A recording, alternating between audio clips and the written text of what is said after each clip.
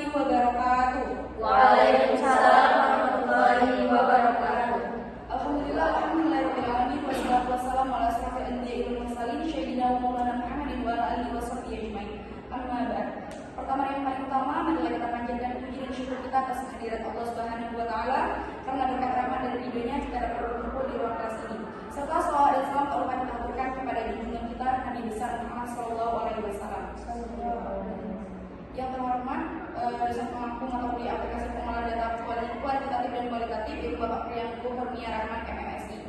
Dan di sini sebelum itu izinkan kami memperkenalkan diri kami terlebih dahulu. Perkenalkan, nama saya Wulandari. Di sini saya bersama rekan-rekan saya. Saya Sofia. Saya Siti Anissa. Saya Sanda Sofia.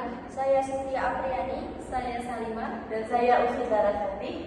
Dan di sini kami ingin mempresentasikan hasil diskusi kami minggu lalu. Tugas analisis terhadap judul penelitian pendidikan agama Islam. Aspek yang dianalisis judul penelitian yang pertama yaitu pengaruh metode game-based learning pada mata kuliah agama Islam terhadap interpersonal dan intrapersonal skills mahasiswa. Jenis datanya yaitu data kuantitatif, teknik pengumpulan datanya yaitu berupa kuesioner, sumber datanya yaitu penelitian ini menggunakan sumber data primer dan data sekunder. Data primer adalah data informasi yang diperoleh secara langsung dalam proses penelitian, baik melalui wawancara, kuesioner maupun observasi di lapangan. Nah, data primer di sini didapatkan secara langsung melalui kuesioner yang diberikan langsung kepada responden di akhir perkuliahan. Nah, data sekunder adalah data yang dikumpulkan dan disalurkan oleh studi-studi sebelumnya yang dipublikasikan secara cetak, elektronik maupun online. Nah, data sekunder ini dikumpulkan dengan studi kepustakaan. Lalu instrumen penelitiannya itu berupa angket atau kuesioner yang sesuai dengan variabel penelitian yaitu game-based learning, dependent variable, interpersonal skill, independent variable, dan interpersonal skill, independent variable. Nah, selanjutnya akan disampaikan oleh rekan-rekan saya. Baiklah, selanjutnya saya. Aspek yang dianalisis judul penelitian revolusi teknologi dalam pendidikan agama Islam meningkatkan kualitas pembelajaran di era digital.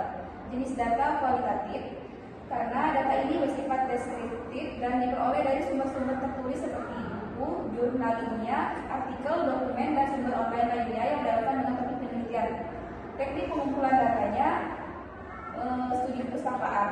Alasannya karena setelah saya menganalisis peneliti tidak mengumpulkan data langsung dari lapangan, tetapi melakukan telah mendalam terhadap literatur yang sudah ada untuk menganalisis dampak revolusi teknologi dalam pendidikan agama Islam. Lalu sumber datanya itu data sekunder, karena data yang diperoleh dari buku, jurnal ilmiah, artikel, dokumen-dokumen akademik dan sumber online yang relevan dengan topik revolusi teknologi dalam pendidikan agama Islam.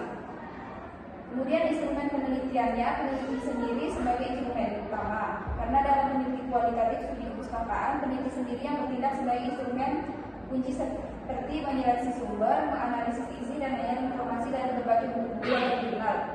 Alasan lainnya, penelitian ini tidak menggunakan instrumen seperti kuesioner atau pendoban wawancara karena tidak ada kumpulan data primernya. Selanjutnya saya. Judul penelitian yang saya itu tinjauan filosofis konsep humanisme serta implikasinya dalam lembaga pendidikan Islam integral. Jenis data yang diambil yaitu data kualitatif. Alasannya, penelitian ini bersifat literatur review. Datanya berupa teks tertulis, buku, artikel, jurnal atau dokumen ilmiah yang relevan dengan konsep humanisme dan pendidikan Islam. Teknik pengumpulan data yaitu studi pustaka. Alasan penelitian mengumpulkan berbagai referensi dari buku, jurnal ilmiah, dan dokumentasi elektronik. Kemudian membaca dan mencatat isi yang sesuai dengan fokus penelitian.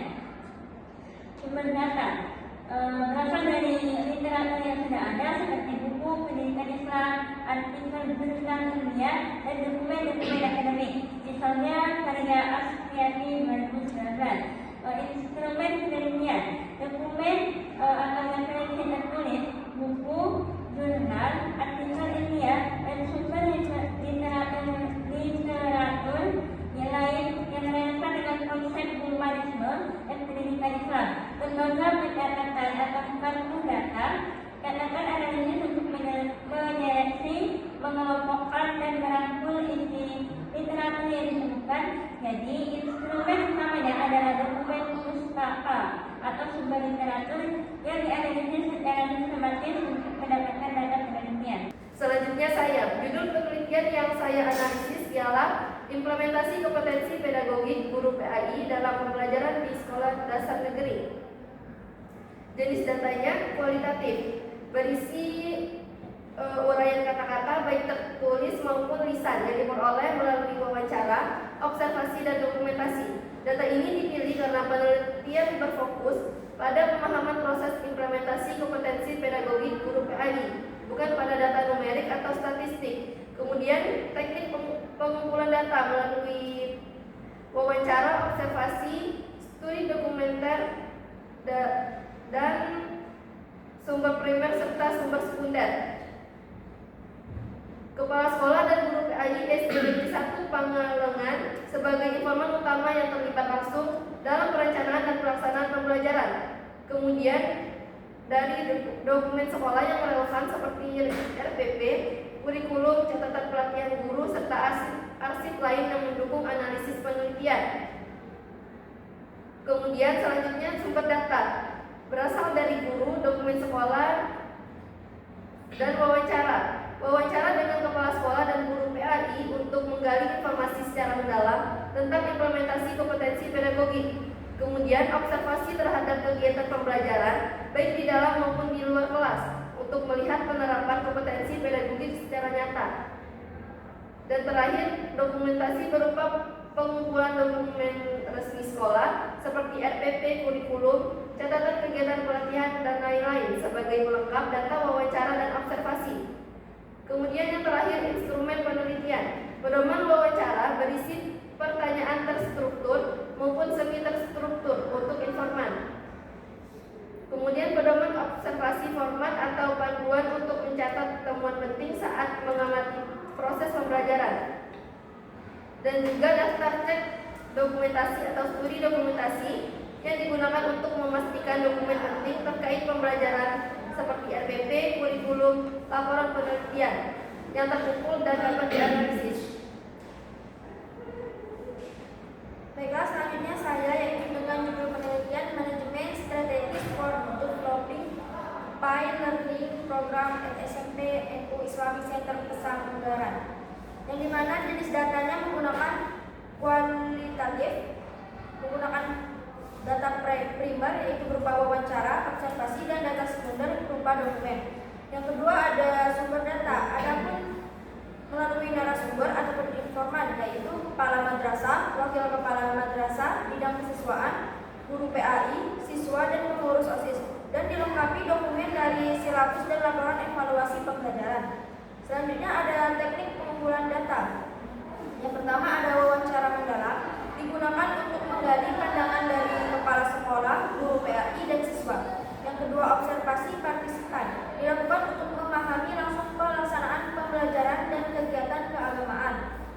Dan studi dokumentasi, melibatkan pengumpulan dan analisis dokumen tertulis seperti silabus, RPP, dan laporan evaluasi. Dan yang terakhir ada instrumen penelitian, yang dimana berisi penelitian, pedoman wawancara, lembar observasi, dan format analisis dokumen. Dan selanjutnya saya Salimah dengan judul penelitian yaitu mediatisasi hubungan pendidikan Islam dalam keluarga pada era digital, perspektif Al-Quran Surah Luqman ayat 12 sampai 19. Jenis datanya yaitu kualitatif. Data ini bersifat deskriptif dan diperoleh dari sumber-sumber tertulis seperti buku, jurnal ilmiah, artikel, resensi, dan hasil penelitian sebelumnya. Untuk teknik pengumpulan datanya yaitu studi kepustakaan. Peneliti menggunakan model penelitian studi literatur atau kepustakaan untuk menganalisis topik, yang berarti data dikumpulkan melalui penelaahan dan interpretasi dokumen-dokumen yang sudah tersedia. Selanjutnya sumber datanya data sekunder. Data yang digunakan berupa dokumen seperti buku, artikel ilmiah, resensi, atau hasil penelitian sebelumnya. Untuk instrumen penelitiannya yaitu peneliti sendiri atau human instrument. Alasannya dalam penelitian kualitatif dengan teknik studi kepustakaan, Peneliti sendiri yang bertindak sebagai instrumen kunci, berfungsi untuk menemukan dan menyeleksi sumber literatur yang relevan, membaca dan mencatat informasi dari dokumen, dan menganalisis serta menginterpretasikan isi dokumen tersebut secara mendalam. Baik, saya sendiri di sini dengan judul Revolusi Teknologi dalam Pendidikan Agama Islam atau meningkatkan kualitas pembelajaran di era digital. Nah, jenis datanya yang digunakan adalah kualitatif. Penelitian ini menggunakan pendekatan kualitatif dengan metode studi pustaka atau library research, di mana data tersebut diperoleh dari buku, jurnal, artikel, dan dokumen relevan, bukan dari perhitungan angka statistik. Nah, teknik pengumpulan datanya adalah studi dokumenter. Data ini dikumpulkan melalui telah pustaka atau literatur berupa buku, jurnal ilmiah, artikel, dan sumber daring lainnya yang relevan dengan topik penelitian. Sumber datanya adalah dokumen seperti buku, jurnal, artikel, atau sumber daring. Semua data tersebut berasal dari sumber tertulis baik cetak maupun digital, seperti jurnal ilmiah, artikel akademik, dan buku-buku terkait teknologi dalam pendidikan agama Islam.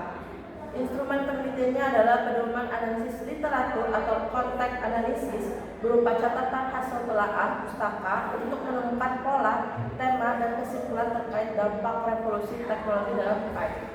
Catatan tambahannya adalah penelitian ini menekankan pentingnya integrasi teknologi atau AI atau e-learning, media sosial, aplikasi digital dalam upaya untuk meningkatkan kualitas pembelajaran sekaligus mengidentifikasi tantangan seperti literasi digital rendah dan kesenjangan antar guru dan siswa. Baik, mungkin itu saja yang dapat kami sampaikan. Kurang lebih kami mohon maaf kepada Allah. Kita sama-sama mohon ampun. Wabillahi taufiq